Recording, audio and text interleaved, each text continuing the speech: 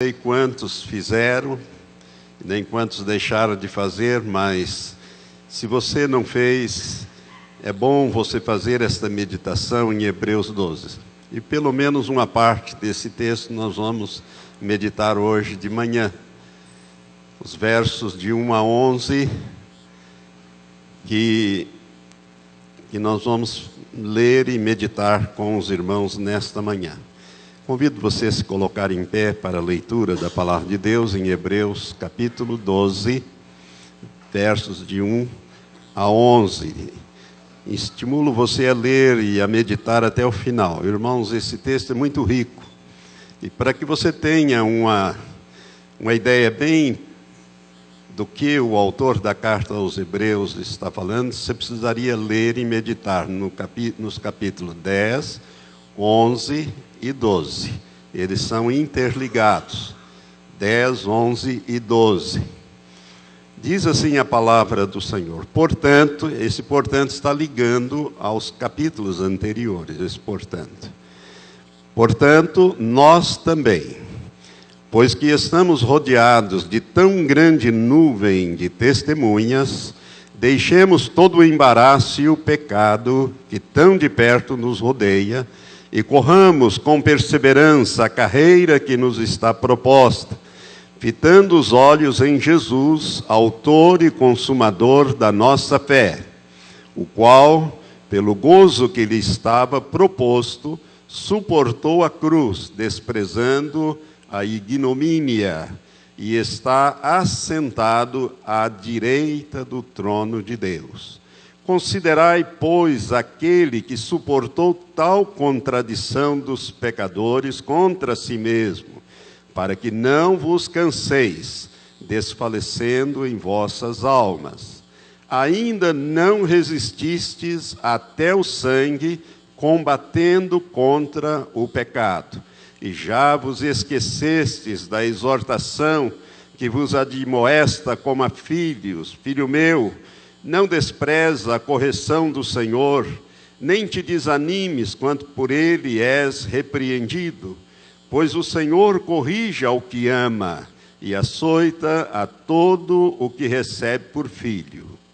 É para a disciplina que sofreis. Deus vos trata como a filhos. Pois qual é o filho a quem o pai não corrija? Mas se estáis sem disciplina, da qual todos se têm tornados participantes, todos que são filhos, sois então bastardos e não filhos. Além disso, tivemos nossos pais, segundo a carne, para nos corrigirem, e os olhávamos com respeito. Não nos sujeitaremos muito mais ao Pai dos Espíritos e viveremos? Pois aqueles, por pouco tempo, nos corrigiam, como bem lhes parecia, mas este, para nosso proveito, para sermos participantes da sua santidade. Na verdade, nenhuma correção parece, no momento, ser motivo de gozo, porém de tristeza, mas depois produz um fruto pacífico de justiça, nos que por ela têm sido exercitados. Que Deus abençoe esta palavra, a tua vida, o teu coração, a tua mente. Amém? Senhor Deus, obrigado por esta manhã. Ó Pai, nós queremos agora te pedir, em nome de Jesus, que o Senhor nos ensine, que o Senhor abra o entendimento dos meus irmãos e irmãs, que o Senhor fale com cada um de nós, segundo o que o Senhor propôs. Usa-me como um instrumento apenas. Usa-me, Senhor, como um instrumento. Mas fala com o teu povo nesta manhã, tanto aqui como à distância. Ó Deus, nós te pedimos, Pai, que o Senhor prepare o teu povo. Não nos deixe passar pela correção, pelos juízos do Senhor. Ó Pai, queremos ser obedientes. Por isso, Pai, fala conosco nesta manhã. Em nome do Senhor Jesus Cristo oramos. Amém. Amém. Podeis sentar, irmãos. Eu dei como título, eu queria que apagasse, por favor, essas 4 lâmpadas aqui para ficar melhor, mais visível. Alguém que está aí perto? Isso. Acho que agora melhora, né? A visualização. Eu dei como título a jornada do cristão, ou a corrida do cristão. Em Filipenses, capítulo 2, verso 12, a parte final, nos exorta a desenvolvermos a nossa salvação com temor e tremor. Desenvolvei ou efetuai, diz uma outra versão, desenvolvei ou efetuai a vossa salvação com temor e tremor. Olha aqui para mim. Você não vai desenvolver a tua salvação se você não tiver temor. Temor a Deus. Temor à sua palavra.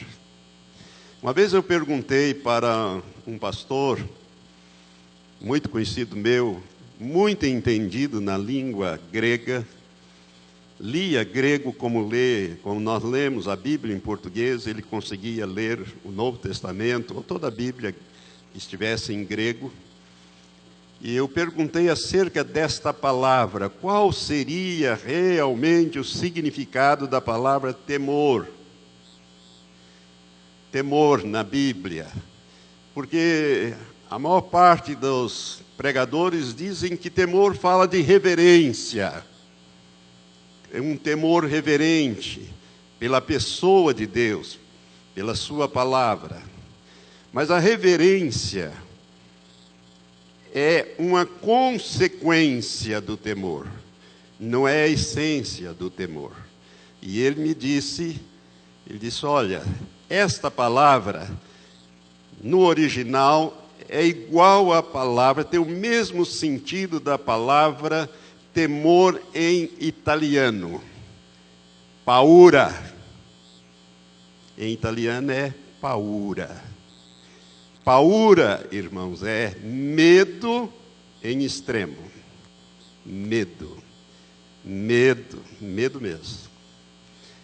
Não é só reverência, porque você tem pavor, paura, você tem também reverência. A reverência é uma decorrência. Então, a Bíblia, quando fala de temor, nós precisamos entender bem isto. Então, desenvolvei a vossa salvação com temor e tremor. Irmãos, nós estamos numa jornada. Nós estamos numa jornada, numa carreira. E a Bíblia nos fala de que ela nos dá uma ideia de que nós estamos atravessando um deserto, rumo à terra prometida. Há muitos anos atrás, há décadas atrás, eu estava orando uma manhã e o Senhor me disse, estuda a história do povo de Israel, porque com a igreja ocorre as mesmas coisas, similitudes. Ou seja, eles foram tirados do Egito, colocados num deserto, rumo à terra prometida. Mas a terra prometida tinha que ser conquistada. Manava leite e mel, mas havia gigantes na terra e as muralhas eram altas. Então a história é mais ou menos essa. Então, irmãos, os obstáculos, Deus vai conosco na jornada, mas nós precisamos caminhar por esse deserto. Então, o autor dessa carta aos Hebreus, ele usa muito a figura desta jornada pelo deserto. Se você ler, você vai ver mais ou menos isto. O verso primeiro que nós lemos desse capítulo 12 diz que nós estamos numa corrida. A corrida, irmãos, é porque nós temos uma carreira para correr, nós temos um alvo a alcançar, nós temos a terra de Canaã a entrar, a conquistar e tomar posse dela.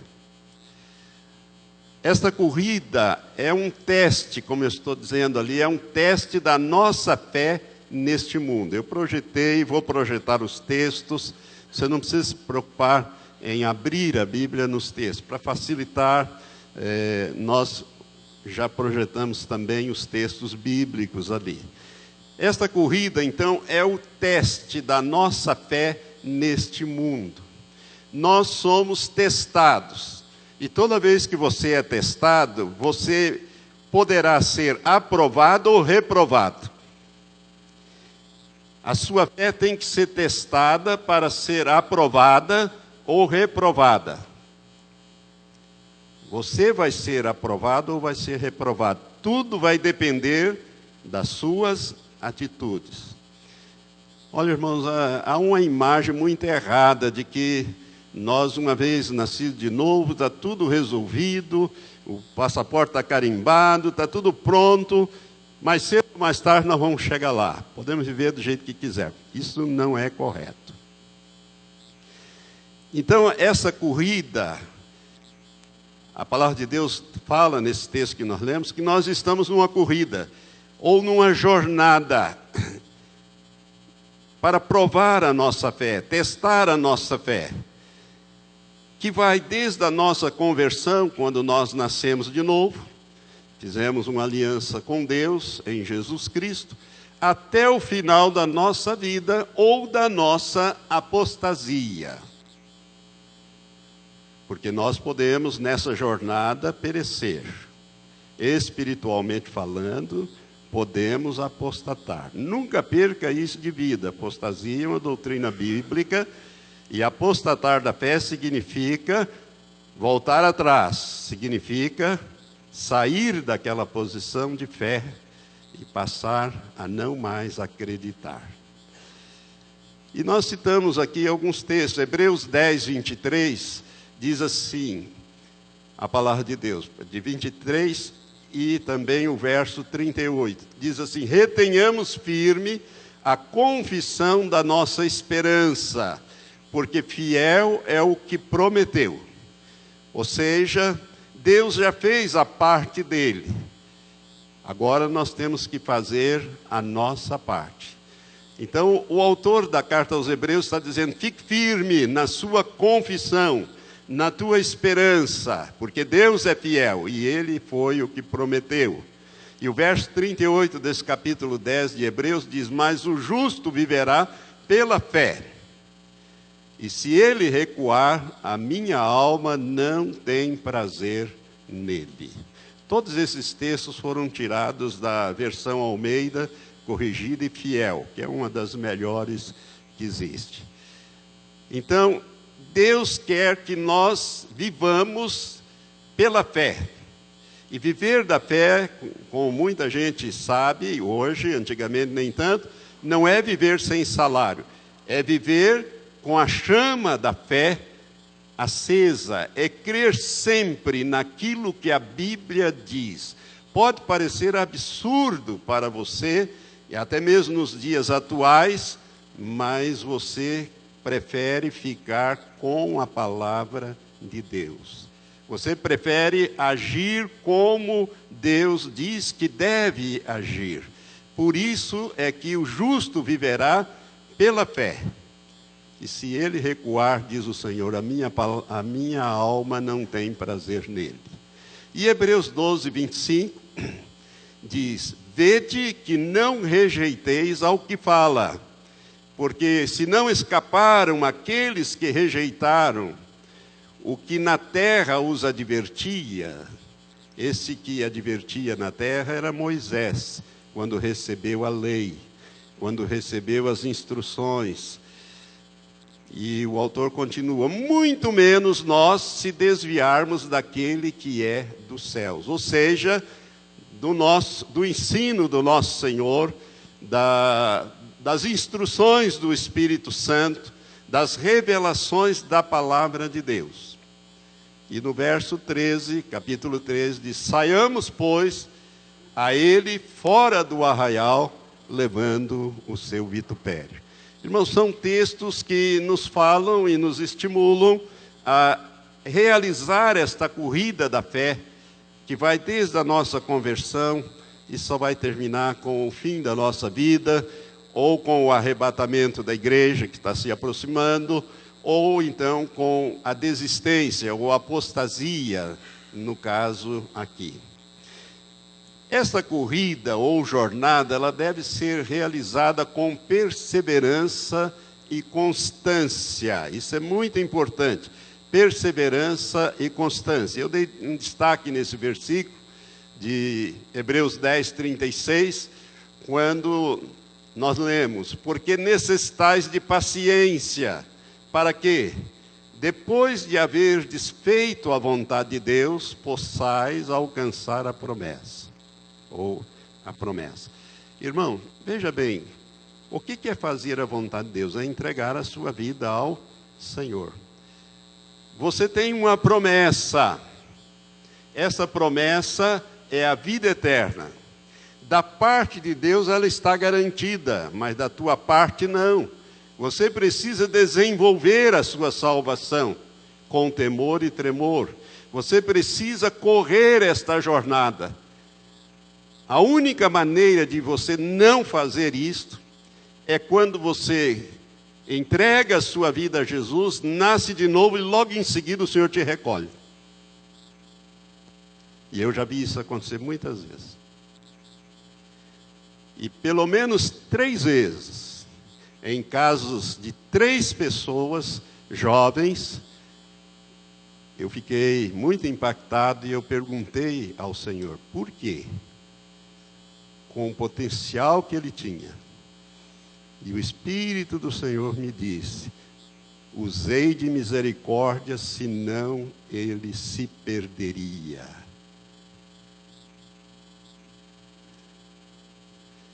Mas não é este o propósito de Deus, que nós nasçamos de novo e em seguida sejamos recolhidos. Deus quer filhos vitoriosos, filhas vitoriosas, pessoas que vivam da fé, que vivam por aquilo que Deus falou.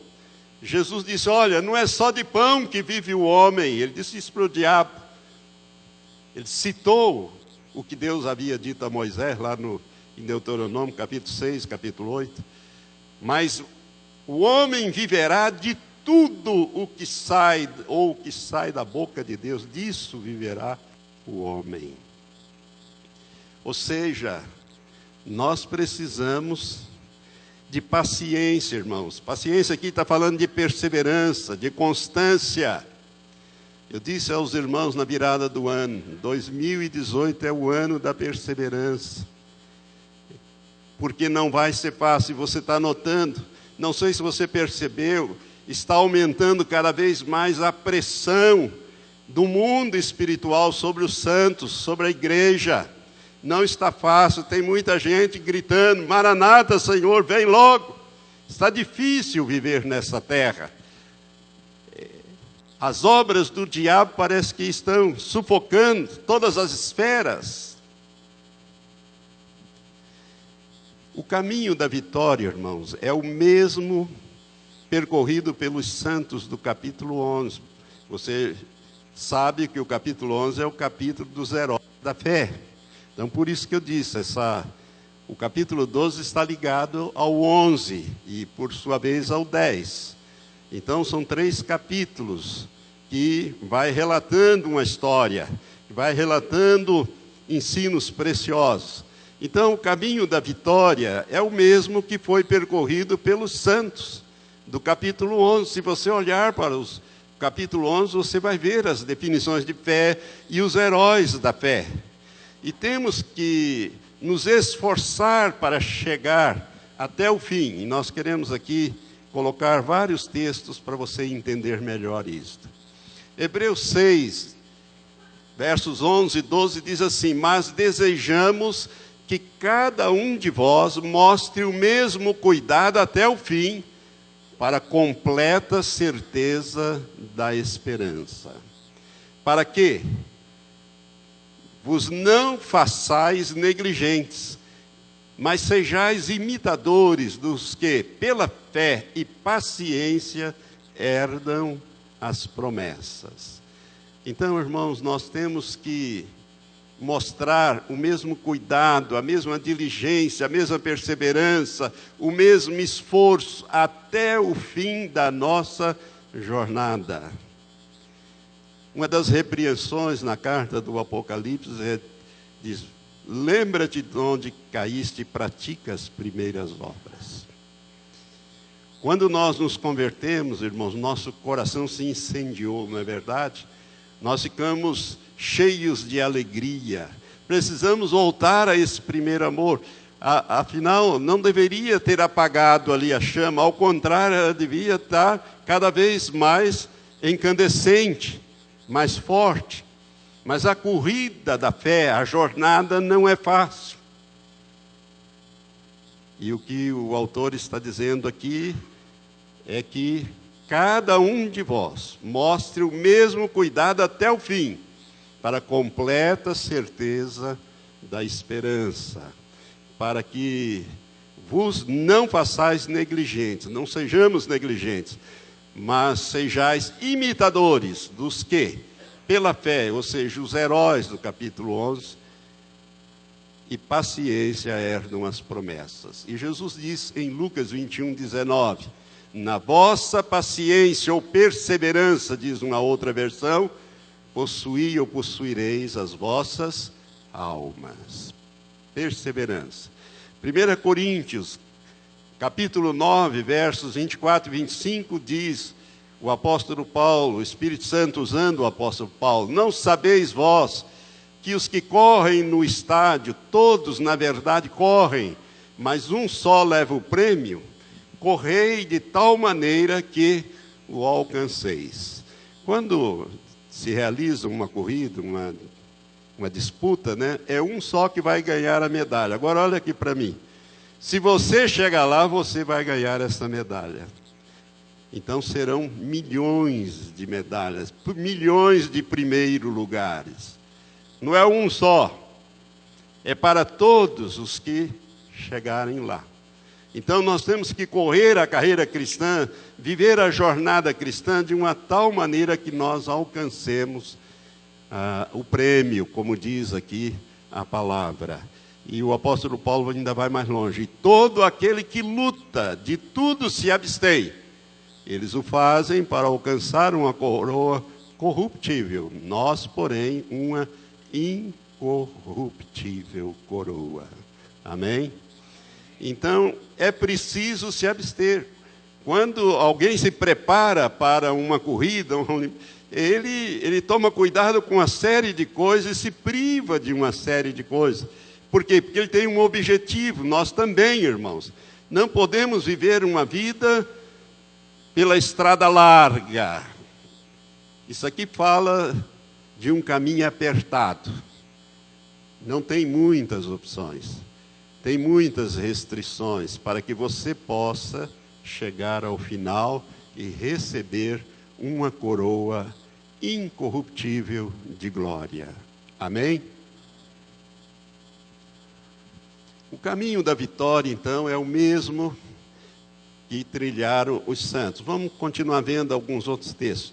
Filipenses, capítulo 3, versos de 11 a 14, nos diz assim, o apóstolo Paulo, pelo Espírito Santo, e ele diz: para ver se de alguma maneira posso chegar à ressurreição dentre os mortos. Não que já tenha alcançado, ou que seja perfeito, mas prossigo para alcançar aquilo para o qual também fui preso, ou fui alcançado por Jesus Cristo. O apóstolo Paulo está dizendo aqui, irmãos, que no entendimento dele, quando ele escreveu essa carta aos Filipenses, ele não havia alcançado ainda a certeza dessa ressurreição, dessa melhor ressurreição. E ele disse: olha, eu não sou perfeito. Essa palavra perfeito aqui precisa ser entendida. Ele é maduro, ela tem um sentido de maduro, de maturidade. Não é sem defeito, mas é com maturidade.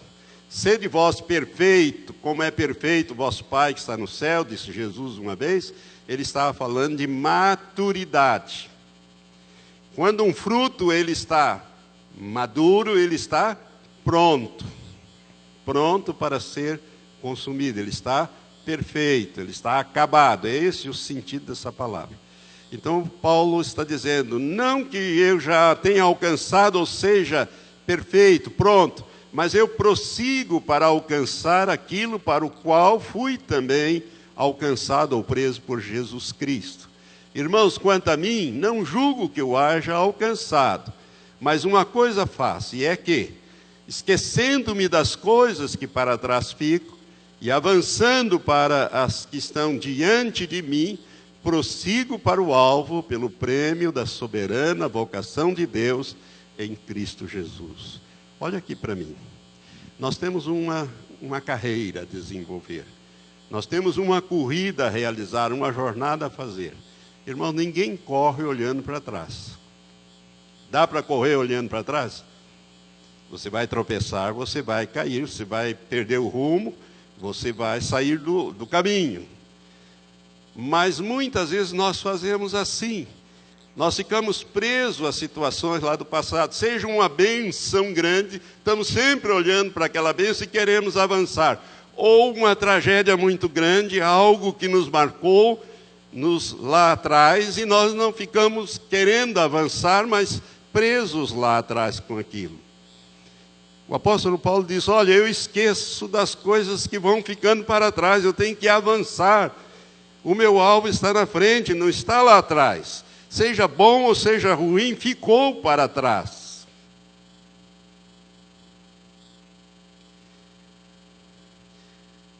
Nós temos uma corrida a realizar, uma carreira cristã a desenvolver. E ela não é andando, se arrastando, é correndo. Então, se você nunca tentou correr, olhando, tem o ladrão que faz isso, né? Ele corre e dá uma olhada para a polícia, para ver se a polícia está chegando mais perto, para ele acentuar mais, né, a corrida. Ou também os corredores nas Olimpíadas, de vez em quando, dão uma olhadinha para ver o adversário se está se aproximando muito. Mas é perigoso, você pode tropeçar, né? Então, correr, nós temos que nos desembaraçar, não estarmos mais... Aquilo já foi vivenciado, não há como mudar mais aquilo. Para o bem e para o mal não há mais. Então avance, né, a sua carreira.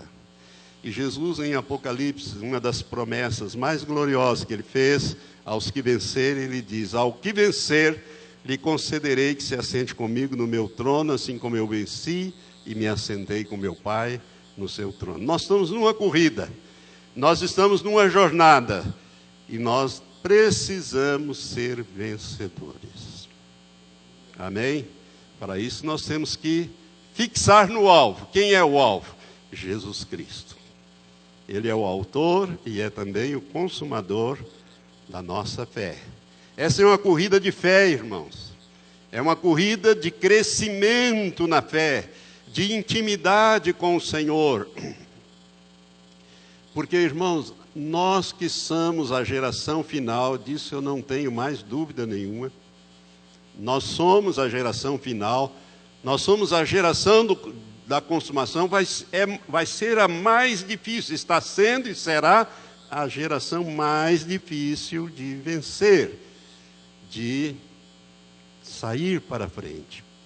São muitos os embaraços, são muitos os pecados, são muitas as estratégias do inimigo contra o povo do Senhor. Então, essa jornada do cristão, o ponto 2 que eu quero destacar é que na corrida nós devemos deixar de lado os embaraços e os pecados que nos atrapalham ou que nos fazem ficar para trás. Precisamos fazer isso. E temos que fixar os olhos, temos que fixar nossos alvos, nossas vidas, nossos corações em Jesus e no exemplo que Ele nos deixou de obediência perseverante. Muitos são obedientes, mas não perseveram na obediência. Obediência perseverante. Jesus foi obediente em tudo. A Bíblia diz que Ele foi obediente até a morte e morte de cruz. Ele aprendeu a obediência. Hebreus 4 diz que Jesus aprendeu a obediência pelas coisas que ele padeceu. Deus não poupou Jesus, também não nos poupará.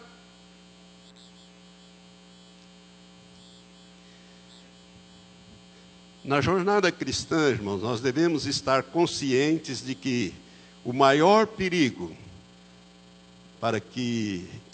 perigo que nos confronta é a tentação de ceder ao pecado e voltar àquela pátria de onde nós saímos, ou seja, o Egito, que simboliza o mundo. Isso significa apostasia.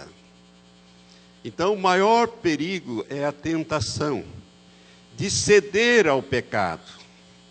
Nós achamos que podemos tentar a Deus, que nós vamos pecar deliberadamente, depois vamos pedir perdão a Deus, Deus perdoa, que bom, estou perdoado, agora eu vou pecar outra vez, e outra vez, e outra vez. Isso é tentar a Deus. A Bíblia diz: não tentarás ao Senhor teu Deus.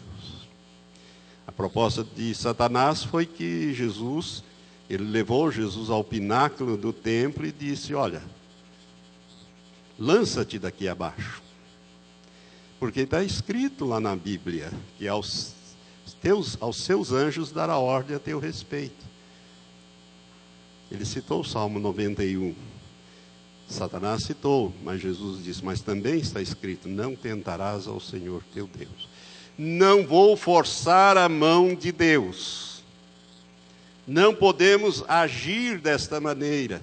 Então, toma cuidado com a tentação. A tentação não é pecado, é um convite para o pecado, é uma porta que se abre e você pode entrar por ela ou não. É o teu livre-arbítrio que vai determinar. Então, eu quero ver aqui com os irmãos alguns textos. Tiago, capítulo 4, verso 4 diz: adúlteros e adúlteras, nesta versão, ou infiéis, na minha outra versão, não sabeis vós que a amizade do mundo é inimizade contra Deus? Portanto, qualquer que quiser ser amigo do mundo, constitui-se inimigo de Deus. Irmãos, nós temos que ter um posicionamento com as coisas mundanas.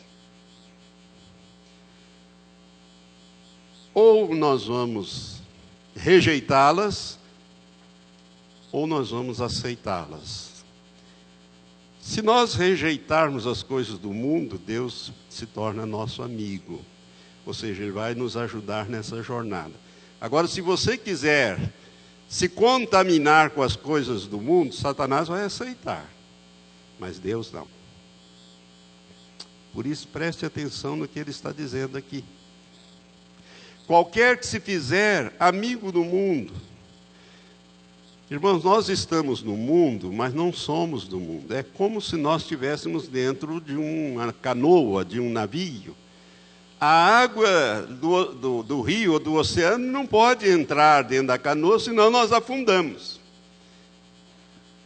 Nós estamos no rio, mas não somos do rio. Estamos no mar, mas não somos do mar. Então você não pode se deixar contaminar com as coisas do mundo. É preciso rejeitar. São essas tentações que têm levado as pessoas a ceder. E esses que cedem, preste atenção nisso, Deus vai ter que tratar com você. Ele vai ter que tratar com você.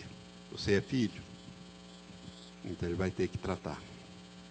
Se você não ceder, se você não se deixar contaminar, não haverá tratamento da parte do Senhor com você.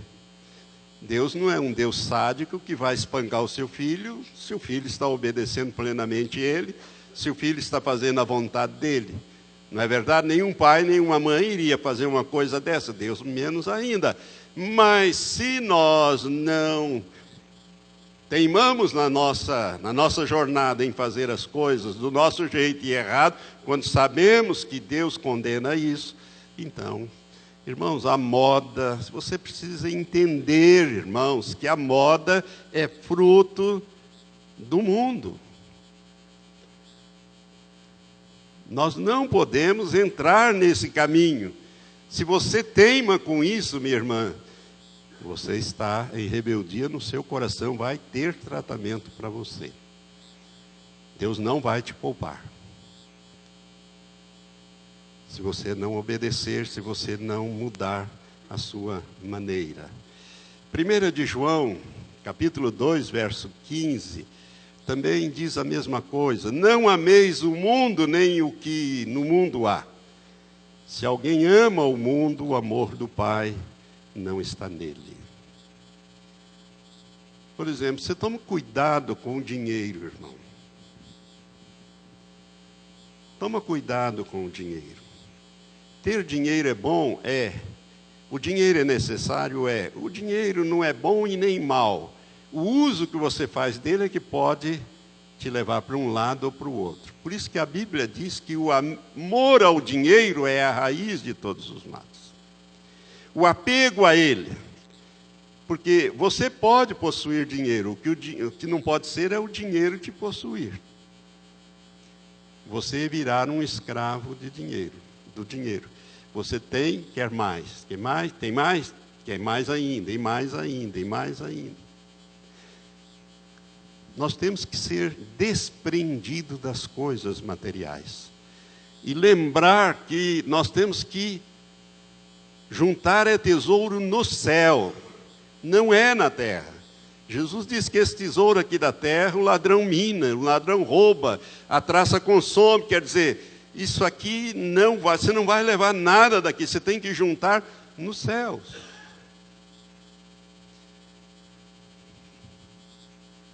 E Hebreus 10 diz, porque ele está falando dos heróis da fé, Hebreus 11, verso 10, está falando dos heróis da fé que morreram, que sacrificaram, que foram ao extremo por sua fé, porque eles esperavam a cidade que tem fundamentos, da qual o artífice e construtor é Deus, é a Nova Jerusalém, e nós também a aguardamos. Para correr esta corrida, ou desenvolver esta jornada, no verso 2, nós temos que olhar para Jesus. Na nossa jornada ou corrida de fé, ou da fé, devemos olhar para Jesus como nosso exemplo de confiança em Deus. Hebreus 12, 13 diz, acerca de Jesus, e outra vez, porei nele a minha confiança, e outra vez, eis-me aqui a mim e aos filhos que me deu. Ou seja, Jesus confiava 100% em Deus. 100% em Deus. E essa jornada, irmãos, nós temos que fazer a mesma coisa. Você tem que conhecer a Deus para você confiar em Deus. Como é que você conhece a Deus? Como que eu vou conhecer a Deus, pastor? Só pela sua revelação, que é a sua palavra. Irmãos, Deus não vai aparecer para você. Não é este o método dele, o Pai. Muito raramente você verá também o Filho ou o Espírito Santo. A revelação está nas nossas mãos, é nela que nós temos que meditar para conhecer o caráter de Deus, a pessoa de Deus, a maneira que Deus pensa, a maneira que Deus fala, a maneira que Deus age, a maneira que Deus reage. E é tendo essa intimidade com Deus, é que nós vamos caminhar essa jornada com segurança. Amém? Olhando para Jesus. Então Jesus é o nosso exemplo de confiança em Deus. Mas Ele também é o nosso exemplo de dedicação à vontade de Deus. E aqui tem alguns textos para nós lermos. Né, de Hebreus 10, versos 7 a 10 e Marcos 14, 36.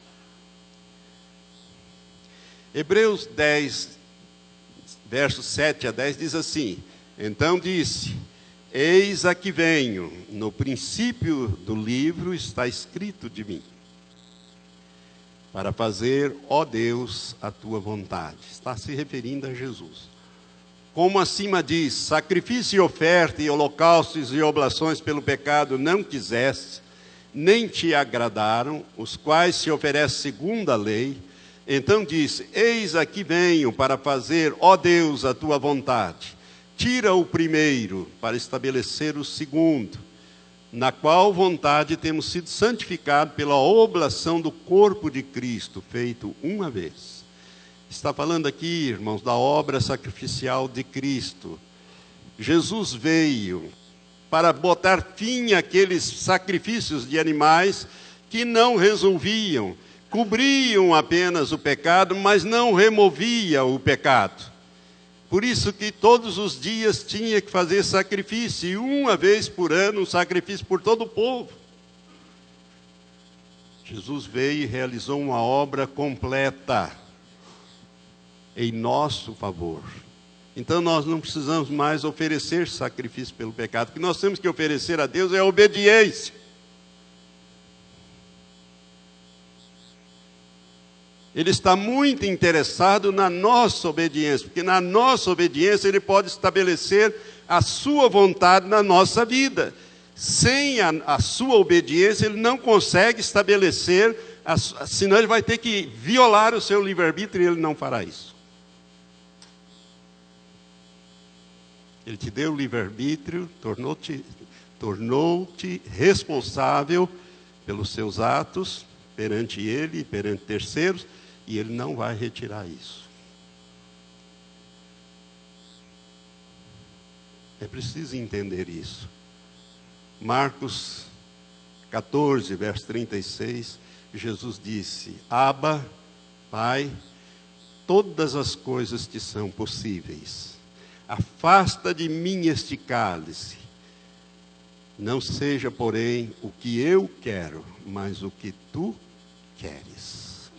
Esse foi o momento mais difícil na vida de Jesus, quando Ele estava ali. Naquele momento, debruçado em cima de uma pedra. Eu vi numa visão esse momento. Jesus, a Bíblia diz que Ele suava grandes gotas de sangue. Seu sofrimento era tão intenso, seu estresse era tão intenso, que pequenos vasos se romperam e gotejava sangue do seu suor. Ele orou 3 vezes a mesma oração: passa de mim esse cálice. Eu sei que o Senhor pode fazer isso, mas eu não quero que seja a minha vontade, mas eu quero que seja a tua vontade. E dali ele saiu vitorioso. Irmãos, o nosso exemplo de dedicação, que vem de Jesus, dedicação à vontade de Deus. É muito importante que você entenda que Deus está extremamente interessado na tua obediência à sua palavra, para você correr com vitória essa carreira. Nosso exemplo de oração. Jesus é também o nosso exemplo de oração. Esses textos aqui nos falam dessas coisas todas que nós vamos ler agora.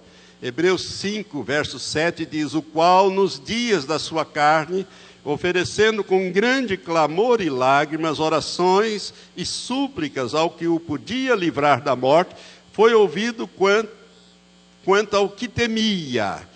Mas se você continuar lendo nesse versículo, você vai ver que Deus não livrou Jesus de passar por aquele momento, mas o livrou, o confortou e o fortaleceu para passar por aquele momento.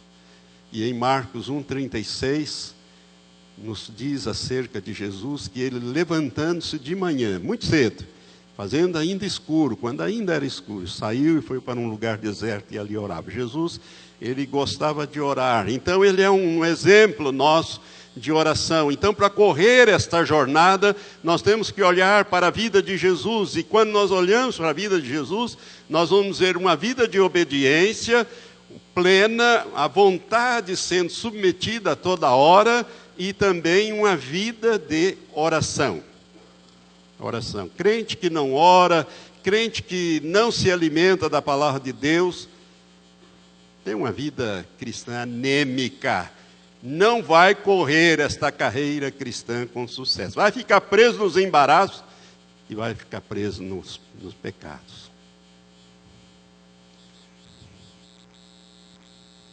Nosso exemplo, Jesus é o nosso exemplo para vencer as tentações e sofrimentos. Hebreus 2,10 diz assim: porque convinha que aquele para quem são todas as coisas e mediante quem tudo existe, trazendo muitos filhos à glória, consagrasse pelas aflições o príncipe da salvação deles. Às vezes a gente pensa consagração, né? Mas Deus, por isso que a Bíblia diz que Deus agradou moê-lo.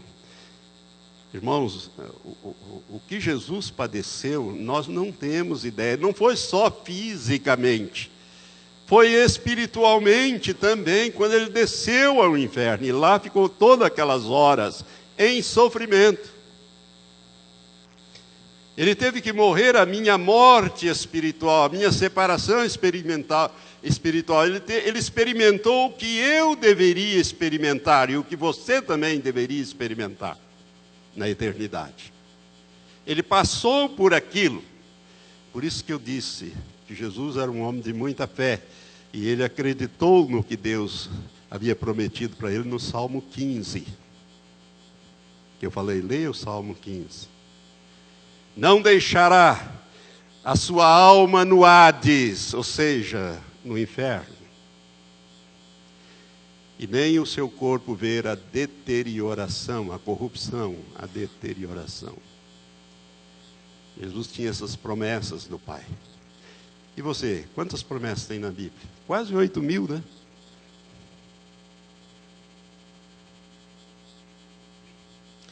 Irmãos, nós temos que viver uma vida de fé. Uma vida de fé é uma vida de compromisso. É uma vida de intimidade. Se você tiver isso, você vai ser uma pessoa muito útil a Deus nos dias finais agora. Muito útil. Deus vai te poupar. Deus vai te usar. Ele quer uma igreja vitoriosa, uma igreja que Ele possa usar nesses dias finais.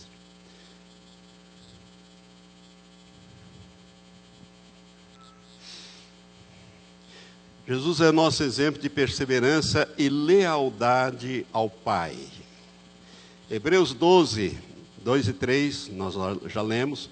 Olhando para Jesus, autor e consumador da fé, o qual, pelo gozo que lhe estava proposto, suportou a cruz, desprezando a ignomínia ou a afronta, e assentou-se à destra do trono de Deus. Considerai, pois, aquele que suportou tais contradições dos pecadores contra si mesmo, para que não enfraqueçais, desfalecendo vossos ânimos. Jesus, ele foi vencedor e ele diz, olha, aquele que vencer vai se assentar comigo também no meu trono. Assim como eu venci e me assentei com meu Pai no seu trono. Irmão, você sabe o que te espera na eternidade?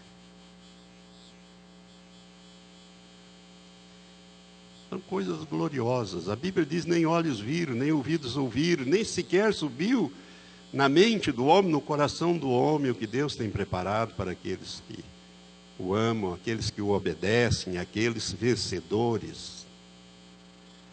É uma dimensão completamente diferente. Essa daqui foi totalmente estragada. Ela já era uma dimensão inferior à espiritual, mas foi estragada pelo pecado, por Satanás. Hoje está tudo distorcido. Então Deus vai erradicar, limpar, acabar com isso aqui, para começar uma nova aqui. Mas nós não estamos destinados aqui, nós somos destinados a morar com Ele. A promessa que nós temos é de irmos para a casa do nosso Pai. Ele disse, eu vou preparar-vos o lugar. Depois eu volto para levar vocês, para que onde eu estiver, vocês estejam comigo. Amém? Jesus é o nosso exemplo para terminarmos essa obra, essa carreira, para o qual Deus nos chamou. Vamos ver alguns textos. Lucas 15, 6, diz Jesus falando então, Lucas 15, verso 6, verso 24, verso 32, ele ali está falando acerca das 3 parábolas, né? Da ovelha perdida, da dracma perdida e do filho que se perdeu, o pródigo. E ele diz nesses versos: chegando a casa, convoca os amigos e vizinhos, dizendo-lhes: alegrai-vos comigo, porque já achei a minha ovelha perdida. Verso 24: porque este meu filho estava morto e reviveu, tinha se perdido e foi achado. E começaram a alegrar-se. Verso 32: mas disse o pai naquela parábola: mas era justo alegrarmos-nos e folgarmos, porque esse teu irmão estava morto e reviveu, tinha se perdido e achou-se, ou foi achado.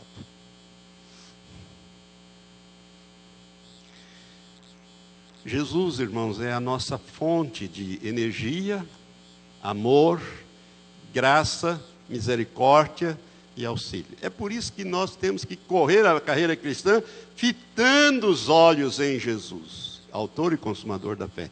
Irmão, se você botar os seus olhos no pastor Valtenir ou no pastor Giovanni, você vai tropeçar e vai cair. Em qualquer pessoa, os nossos olhos é só em Jesus. Quanta gente que olha para esse, olha para aquele, para querer correr a sua carreira. Ele vai cair, vai tropeçar, vai desviar, vai sair fora.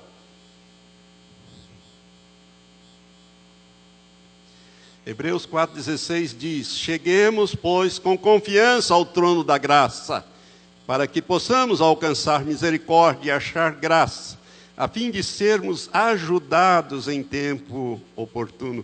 Como este versículo tem ajudado aqueles corações que estão afligidos, não é verdade? Quando você lê essa palavra, quando você estuda essa palavra, você cita esta palavra: Senhor, eu estou adentrando ao trono da graça agora, por aquele caminho novo que Jesus me abriu no véu da sua carne, no seu sofrimento. E eu estou aqui, Pai, para clamar por misericórdia, por graça, sobre esta situação. Quando você cita a palavra de Deus, quando você ora a palavra de Deus, irmãos, Deus tem um compromisso com a sua palavra. Não é com a sua dor, mas é com a sua palavra. E por causa da palavra Ele vai agir na sua dor, na sua necessidade. Porque Ele é bom, Ele é justo e Ele é fiel. Hebreus 7, 25 diz: portanto, pode também salvar perfeitamente os que por Ele se chegam a Deus, vivendo sempre para interceder por Ele. Você sabe onde Jesus está assentado? Hein? À direita de Deus. E fazendo o quê? Intercedendo por nós. Irmãos, nós temos 2 intercessores. Aliás, são os únicos que Deus ouve. Deus não escuta mais ninguém. Uma vez conversando com uma mulher muito religiosa, católica, eu disse: a senhora sabe quem tem os atributos da onisciência, onipotência e onipresença? Que a Bíblia ensina? Deus o Pai, Deus o Filho e Deus o Espírito Santo. Então, a onipresença, que é um desses atributos, só a Trindade tem. Então, não adianta orar para qualquer dos santos. Eles não ouvem, eles não entendem, eles não têm capacidade de ouvir a sua oração. Só o Espírito Santo e só Jesus pode ouvi-la. E o que Jesus ensinou é que nós devemos orar ao Pai, pedir ao Pai em seu nome, e eu farei. Irmãos, Ele está à direita do Pai para interceder por nós. Você pede em nome de Jesus ao Pai, não pede a Jesus, pede ao Pai em nome de Jesus, que a última palavra é a do Pai. E Jesus diz: Pai, eu concordo, eu endosso. O que Deus faz? Libera. Operando eu, diz o Senhor Deus Todo-Poderoso, quem me impedirá? Ele está à nossa direita. Aliás, a direita do Pai intercede por nós. Romanos 8 diz isso, e Romanos 8 também diz que o Espírito Santo intercede por nós com gemidos inexprimíveis. Porque às vezes nós não sabemos orar, e às vezes a situação é tão... No meio de um acidente, por exemplo, você levou uma pancada, uma situação calamitosa, você nem sabe como orar, mas o Espírito Santo sabe. E Ele intercede por você. E Ele conhece o coração de Deus e as profundezas de Deus. E Deus ouve o Espírito Santo, Ele está dentro de você e Ele está ao lado do Pai. Se Jesus está à direita, Ele está à esquerda. Eu presumo. Maravilha, irmãos. Hebreus 7, 25. Portanto, pode salvar perfeitamente os que por Ele se chegam a Deus, vivendo sempre para interceder por eles. Esse salvar aqui, irmãos, é salvar não somente a nossa salvação, mas salvar, resolver qualquer situação. Hebreus 10, 22 diz: cheguemo-nos com verdadeiro coração, com inteira certeza de fé, tendo os corações purificados da má consciência e o corpo lavado com água limpa. E eu volto a repetir o Apocalipse 3, 21. Ao que vencer, lhe concederei que assente comigo no meu trono, assim como eu venci e me assentei com meu Pai no seu trono. Jesus é a fonte da nossa energia, do nosso amor, graça, misericórdia e auxílio. Agora a última parte desse estudo, que fala sobre a correção ou a disciplina do Senhor. Vamos examinar agora vários fatos que diz respeito à disciplina que Deus aplica aos salvos e as dificuldades e as aflições que Ele permite que nós passemos ou soframos. Essas disciplinas, elas são, primeiro, um sinal de que nós somos filhos de Deus. É os versos 7 e 8. Hebreus 7 e 8 diz: se suportais a correção, Deus vos trata como a filhos, porque que filho há que o pai não corrija? Mas se estáis sem disciplina, da qual todos se têm feito participantes, sois então bastardos e não filhos. Irmãos, a correção na sua vida é um indicativo de que você nasceu de novo, que você é filho de Deus. Então, está na família dele. E como pai responsável, ele precisa corrigir você. Então, a disciplina de Deus, ela traz essa revelação. Segunda coisa que nós podemos deduzir também dali, que as disciplinas de Deus são uma garantia do amor e do cuidado de Deus por nós. O verso 6 diz: porque o Senhor corrige o que ama e açoita a qualquer que recebe por filho. Ele não corrige os que não são filhos. Os que não são filhos é lá no final. Mas aí a correção já não é correção mais, é punição. Correção ele aplica aos filhos. Terceiro ponto sobre a disciplina do Senhor. A disciplina do Senhor tem dois propósitos bem claros.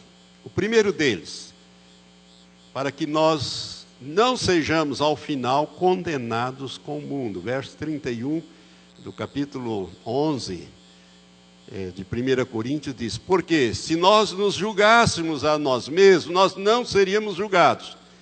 E o verso 32, mas quando somos julgados, somos repreendidos pelo Senhor para não sermos condenados com o mundo. Esse é o texto que nós usamos muito na ceia, na celebração da ceia. Então, irmãos, Deus nos dá uma chance de você se corrigir a você mesmo, a julgar-se a si mesmo. Mas se você não se julga, Deus vai te julgar, porque você é filho. Deus vai te corrigir, porque você é filho. Principalmente se você não está praticando a ceia como ela deve ser praticada. Olha, o apóstolo Paulo, que recebeu essas instruções de Jesus, ele escreve: olha, se você participar da ceia, sem estar adequadamente, espiritualmente correto, isto vai ser para a sua condenação. Por causa disso, há entre vós muitos fracos, fracos na fé e fracos fisicamente. Muitos doentes, doentes na fé e doentes fisicamente, e não cura. E muitos que dormem, ou seja, que já morreram, espiritualmente e fisicamente também.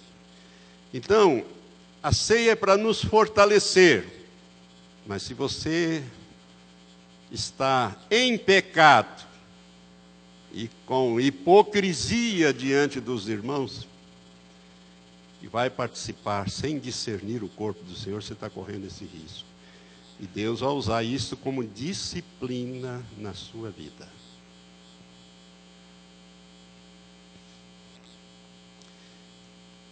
Muito importante a participação na ceia. E eu fico muito triste quando percebo que pessoas que participam dos cultos regulares desaparecem no culto da ceia. Isso para mim é um indicativo que ele está vivendo em pecado. Mas é bom porque ele tem temor. Há uma chance ainda de ele consertar isso e resolver esse assunto. O pecado, irmãos, é um acidente na vida do crente. Ele precisa ser corrigido, precisa ser tratado, precisa ser abandonado. Aquele que confessa os seus pecados e deixa, alcança misericórdia.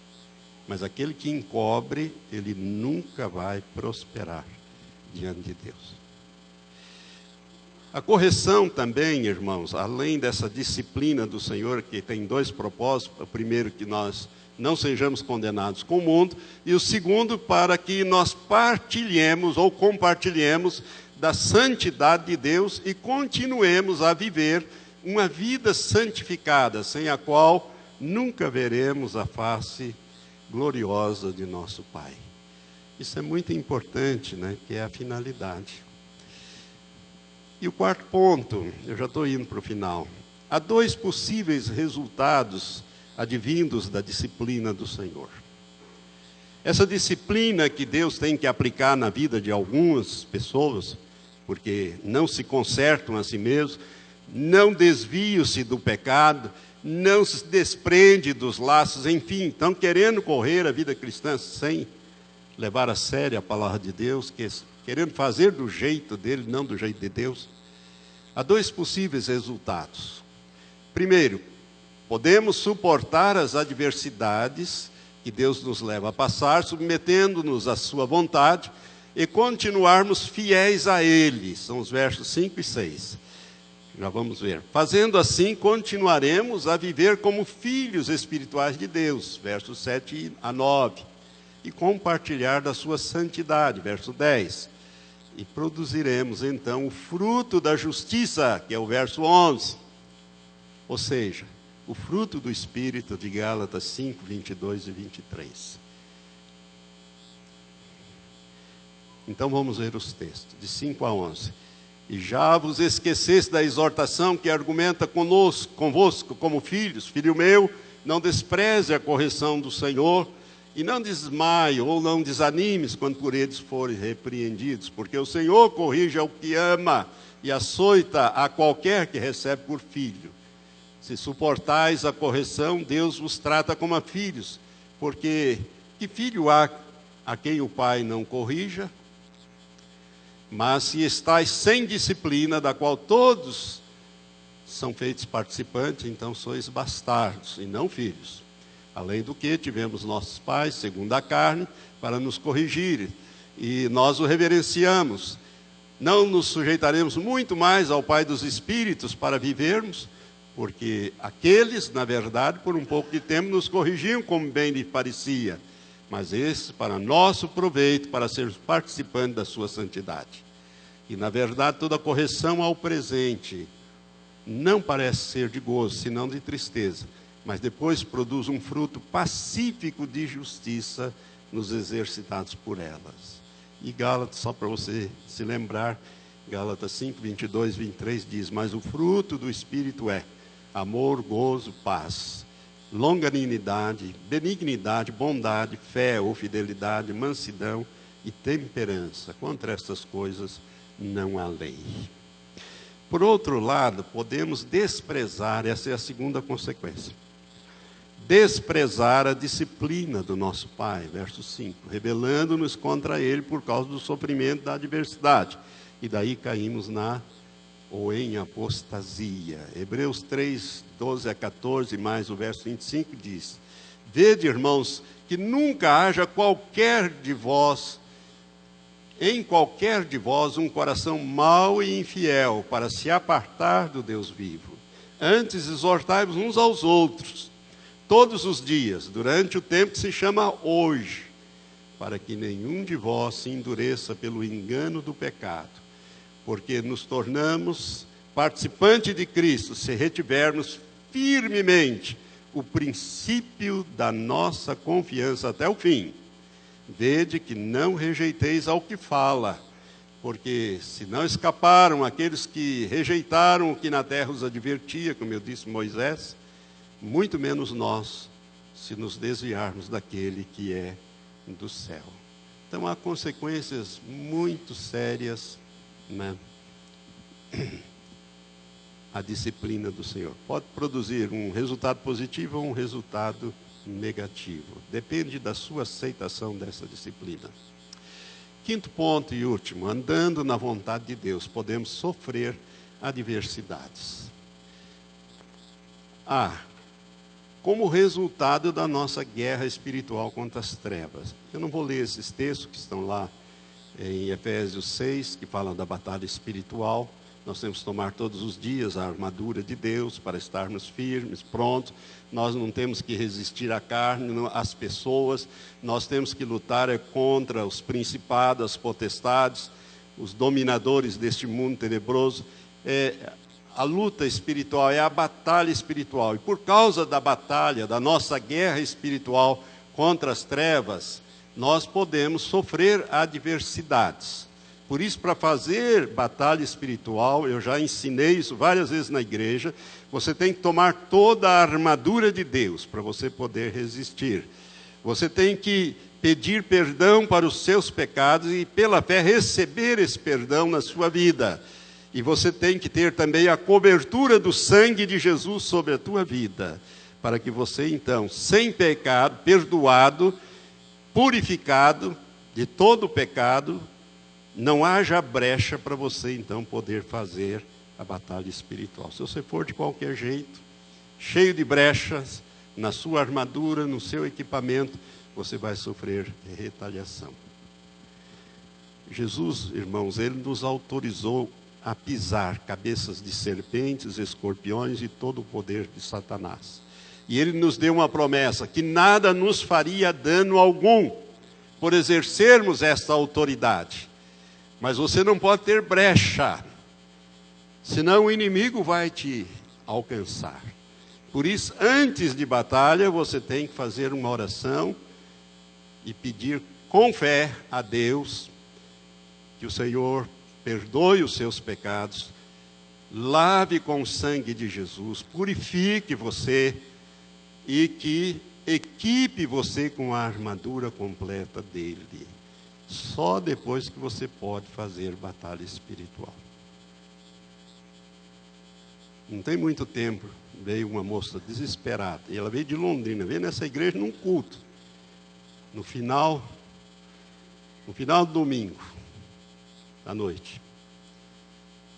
E ela veio porque ela não estava suportando mais. E conversando assim um pouquinho com ela, ela disse: pastor, eu estou fazendo a batalha espiritual, mas não estou aguentando mais.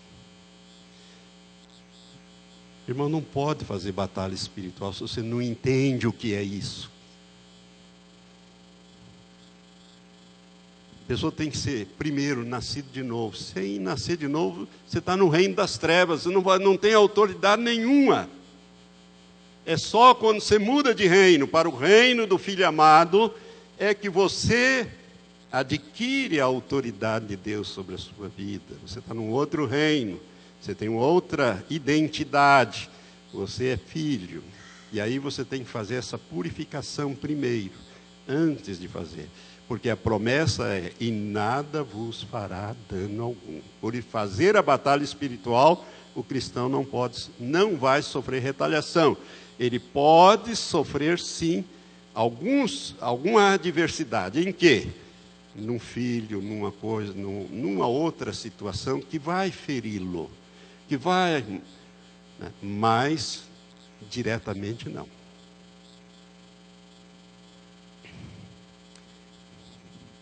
O inimigo vai usar outros para querer te ferir. Andando na vontade de Deus, podemos sofrer adversidades. Segundo ponto, como teste para fortalecer a nossa fé e as nossas obras.